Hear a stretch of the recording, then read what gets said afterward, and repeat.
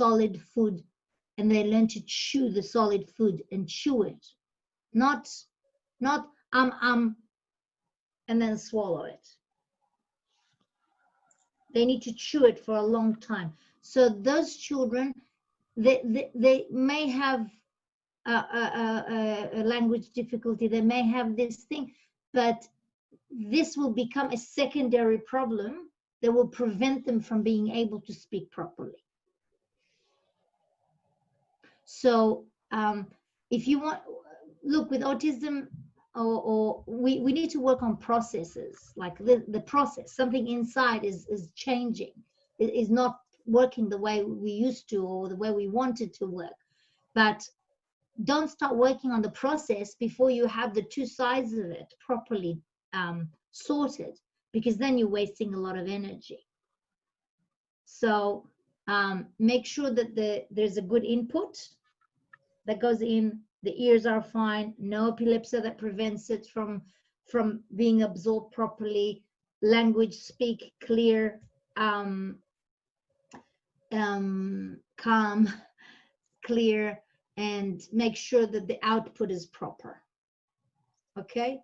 And then when you take care of the fact that the child is not in the primitive brain, and I'm sure a lot of your team will be able to say, sometimes when you're just having fun, the kids learn a lot of stuff when they're having fun.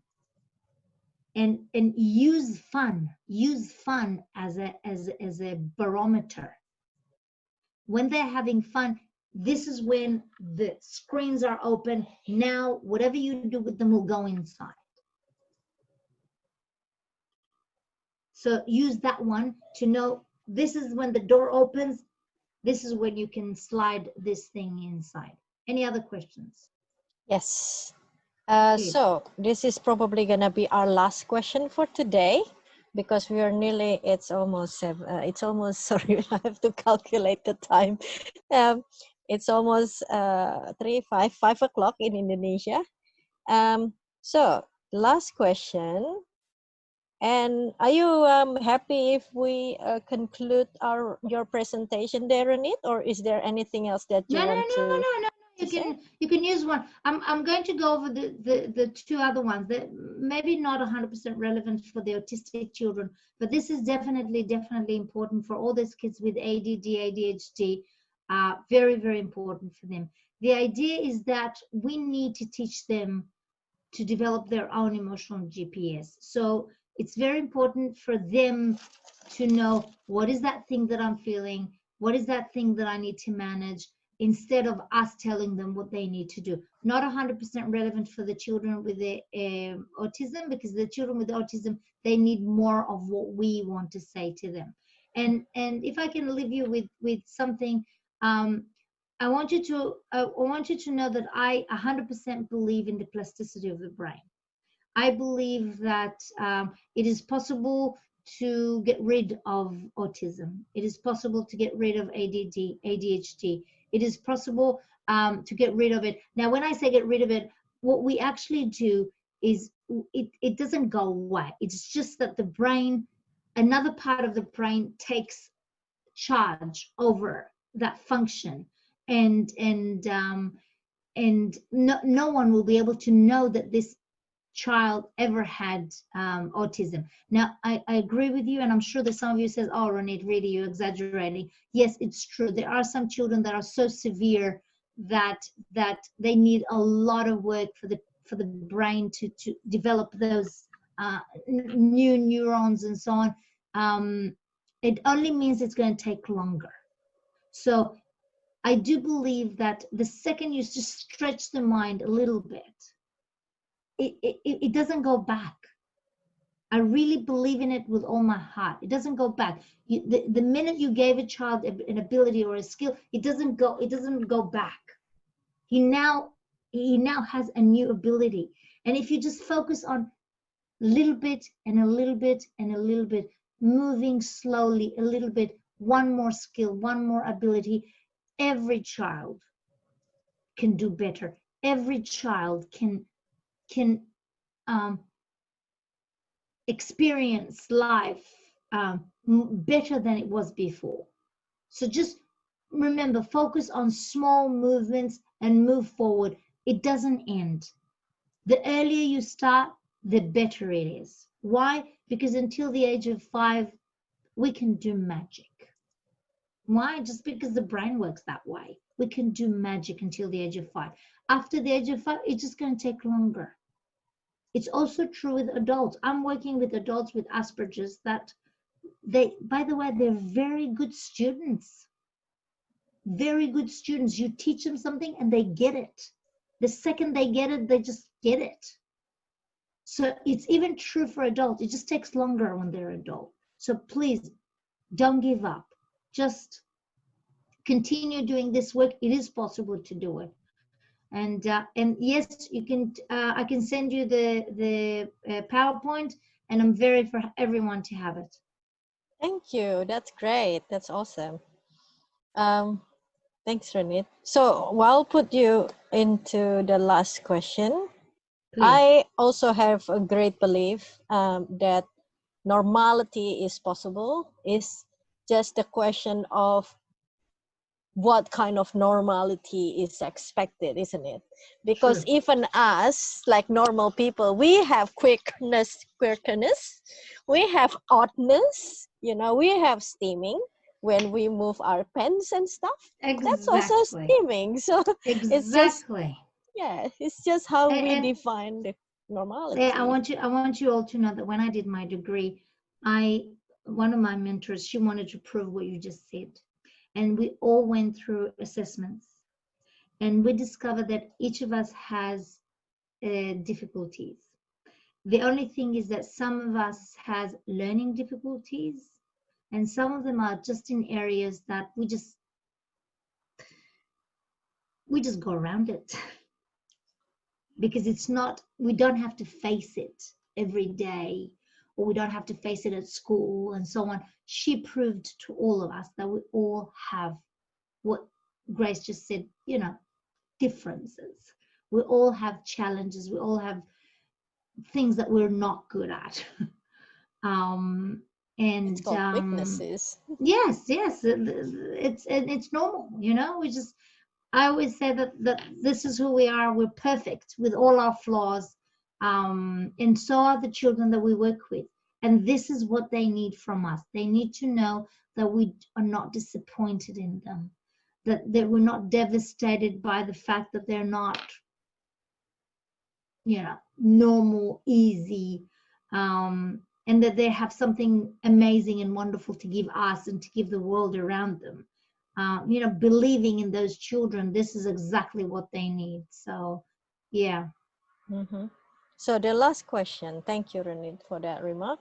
The last question is, in a gadget-addicted children, mostly they get easily irritated, showing angry tones or negative feelings, and usually it's kind of the rating of 6 and above.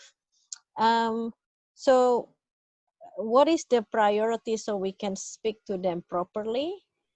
Because this person have met a young boy who got irritated every 3 minutes, so possibly he has an emotional disturbance. So when this becomes a dilemma, what's your thought about referring them to a psychiatrist?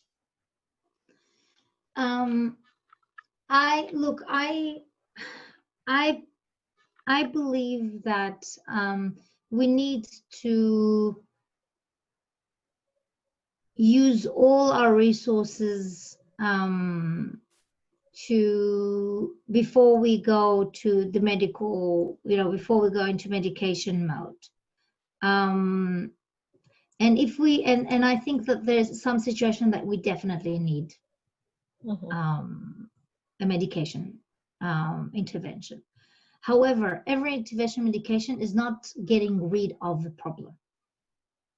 It's basically supporting the child while we are helping him, while we're teaching the child different skills. Now, I really think we need to avoid medication definitely in the early years, and there are many, many natural avenues that are not damaging. There are not there are a lot of, I mean, you can Google it, you know, outcome of using medication for ADD, ADHD. I mean, there is inflation with this bit. I went to one of the schools. I came to work the special education unit in one of the schools, and as a consultant, I came, and about a third of the kids had ADHD. I was like, no way, seriously?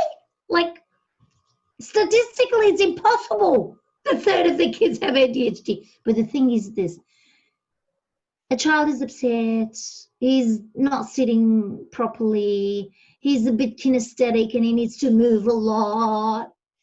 Immediately give medication, give a title, label. We need to be careful about this bit, because a child that you treat him like something's wrong with him, he starts thinking that something is wrong with him and he starts behaving like this. So I would not, personally, I would try to avoid giving medication, especially in the early years. I would go for natural ways. There are lots of natural ways of doing this. I was taught to examine food, examine sleeping, get rid of sugar.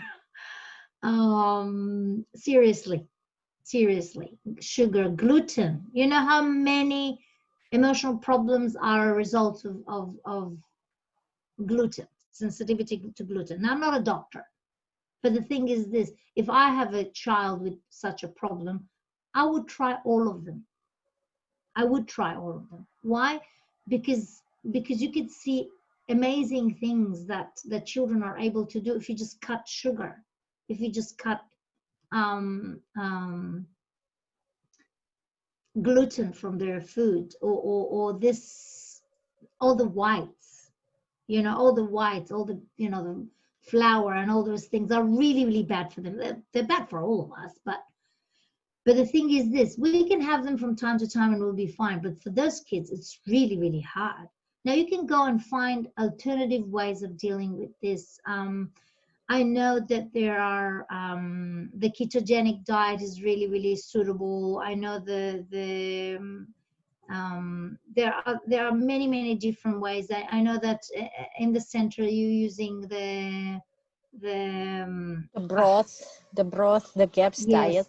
Yes, the GAP, yeah, exactly. The GAP diet is very, very famous. Very, I know. Again, I know people use the ketogenic diet that has some components that are very, very similar. I know people that simply just, you know, they just start by getting rid of sugar, and then if this doesn't work, they just move into gluten, and then, you know, and slowly, you can do it slowly, or you can do it, you know, from the beginning. It really, really works. I would, children with emotional problems, I would consider those options as well before I give medication. But again, if you do get to a stage where you do need medication, my suggestion is to consider that as an opportunity to calm the child so you can help him now. Because the medication is not a solution. Yes. Yes. So thank you very much for answering all of those questions in the most practical ways. I hope everybody agrees with that. There are some people who already left, but they actually politely notified us that they were leaving. It's great. And yeah, and thank you, Ronit, for giving permission to share the slides. Yes. I think it's going to be very, very extremely useful for everybody. And I just want to, everybody, before I finish off, please fill in the feedback form so we know how to improve our webinars in the future, and also to re-invite Ronit, of course. It's so awesome to have you, honestly. Thank you. And if anyone wants to find me, they can find me on on ronitbarras.com, or they can find me on www.behappyinlife.com. So you can go and find me. And I also, in the slideshow, I put my website at the bottom, so you can find me there as well. Yes, that's right.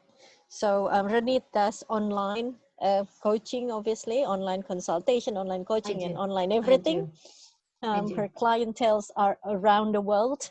So please do contact her directly if you have would like to work with Ronit in terms of helping your children or any possible training. Isn't that, Ronit?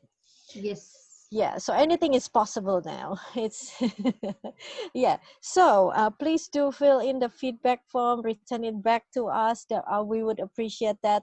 So in the meantime, thank you again, Ronit, for sharing so much today. I think you are a very generous expert, and I think that's wonderful to share. And the presentation was fantastic. Every questions were answered. That was someone's comment. So I think it was a great honor. It's such a pleasure to have you today, and hopefully we can conduct another session. It's amazing presentation, someone said. Thank you. Yeah, so anything else that you want to say, or you're happy to say goodbye? And it's not a goodbye. How do you say? It's an evening for you. What do you say? Salamat malam. Malam. Yes, my granddaughter, she teaches me some words because her other grandparents, they talk to her in Indonesian, so she speaks some Indonesian, and we learn some words. Salamat malam. And she speaks Hebrew too. Is it malan? Is it malan or malam? Malam. Malam. Selamat malam. Yeah, selamat malam. So thank you again, and all best wishes to everybody. So thank you. It's been very inspiring, and I think until we meet again. Thank you, everyone. Thank you.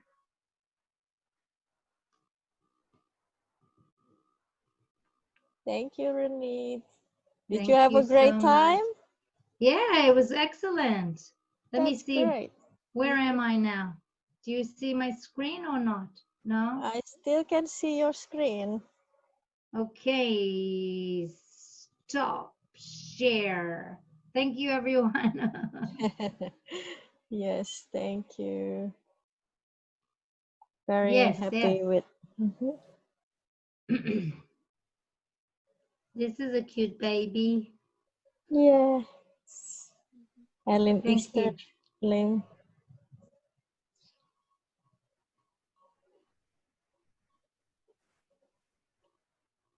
So what's the weather in Brisbane? It's getting very cold. And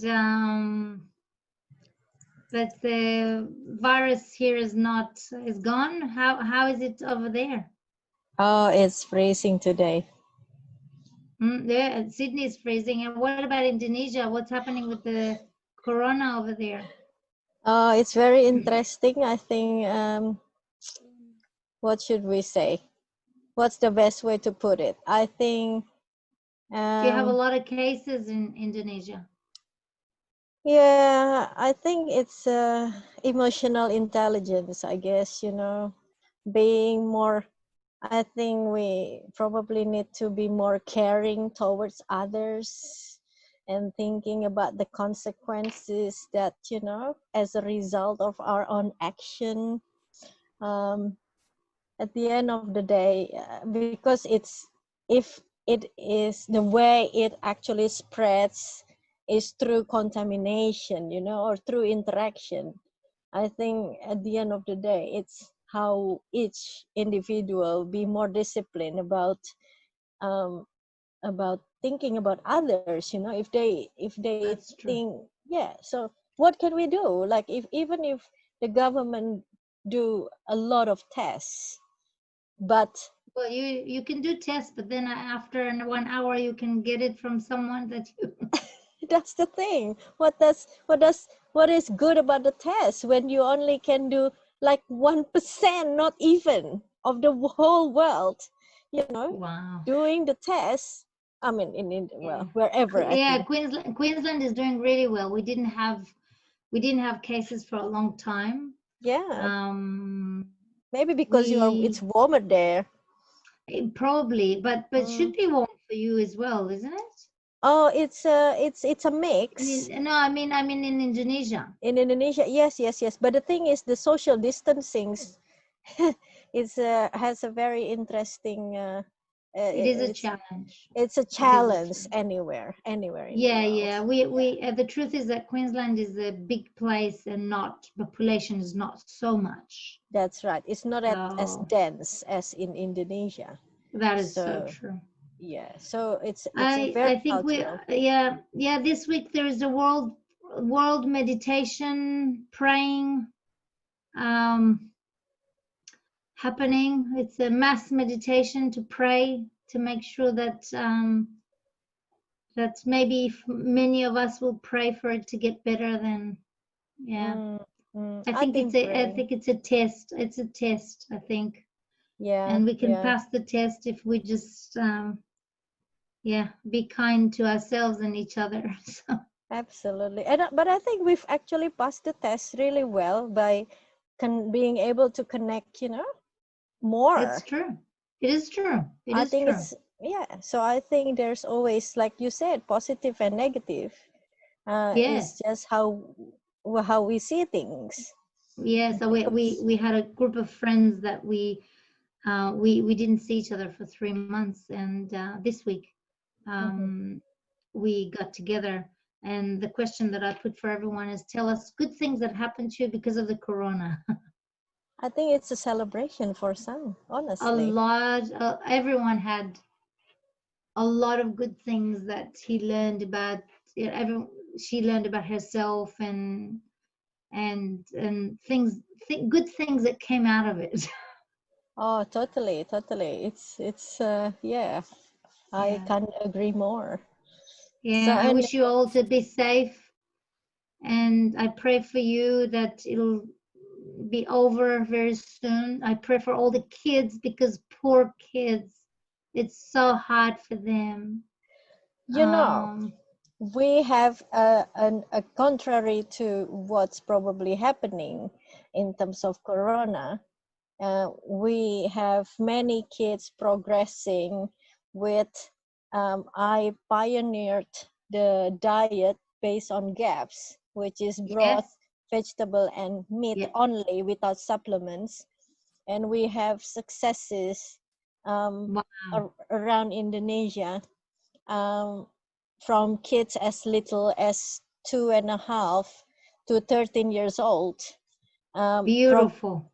progressing within this quarantine. Period. Yeah. It's true.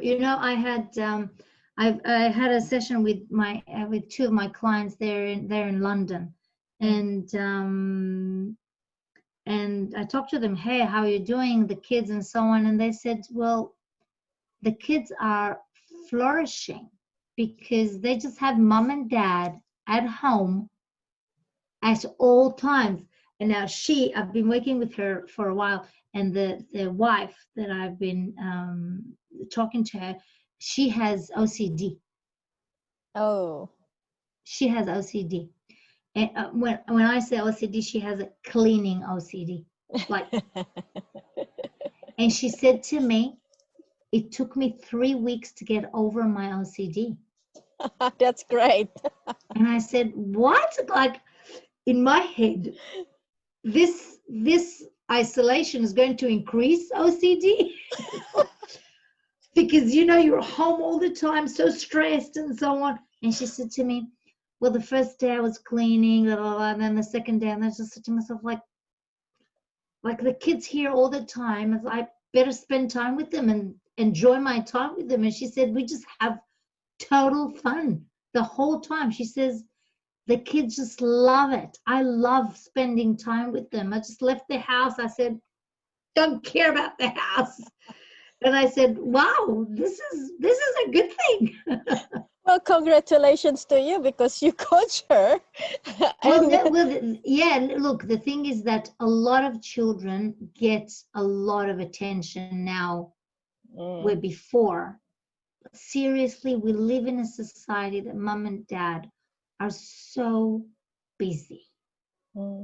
Just so busy. They just don't have time. They go to work, they work hours. And suddenly they got mom and dad, like this is all they want. So I think even the diet probably much easier for them when everyone is home. Yes. Oh yeah, and the thing is, no social pressure because they don't see other people criticizing this, this different approach because they're isolated. And I said to them, look, this is actually the best time ever. It's opportunity. It is an opportunity. Totally, because nobody is going to interfere whatever you're doing now. It is so true. It is so true. It is true. It's I said to myself, we may not control what happens to us in life, but we can always control how do we react to it. Correct. And with the whole virus, we can be better or bitter. And I think we can be better people after this because we need to learn to let go. I mean, I remember the first weeks. I mean, I kind of liked being at home because I worked so many hours before. I was like, it was really refreshing for me. And I said to myself, like, there's bliss in not rushing anywhere and don't have to go out. You don't have to buy so many things. And I remember when there was this rush for buying toilet paper, I just said to myself, whatever happens, happens. I'll just practice this. Whatever needs to happen, happens. Let it go. It'll be fine. And every time someone says, "Oh, Ronit, what's going to happen?" Whatever needs to happen will happen. We'll just deal with it when it happens. Yeah, totally. It was really, really good. I do hope that many people will not go back to the way they were before. Yes, we will learn from it and do something different, better. Absolutely. Well, if they do it like constantly for at least 8 to 10 weeks, it becomes more permanent, right? Yes. So I think this quarantine already has been taking more than 8 weeks. So hopefully some people majority of people, if they've done some habit sort of modification, hopefully it's instilled. Obviously for some it was hell. Totally, like loneliness and lost completely. Yes, like and also some children managed the online thing really well, and some just lost it. It was too much for them. And hopefully we'll find a way of mixing them. We don't have to all the time do it that way all the time. Just a mix of them. So yeah, I pray for everyone that it'll finish soon. And use every second you have now to do all the things you want to do. Absolutely. Change the hair color. Yes, no one's going to know. No one's going to know. He'll die before we return. Yeah. Well, anyway, thank you so much, Ronit. Thank you, everyone. We're going to close the session and let you rest. I'm going to leave you as well. Bye. Have a lovely evening. Bye. Selamat malam. Selamat malam. Thank you.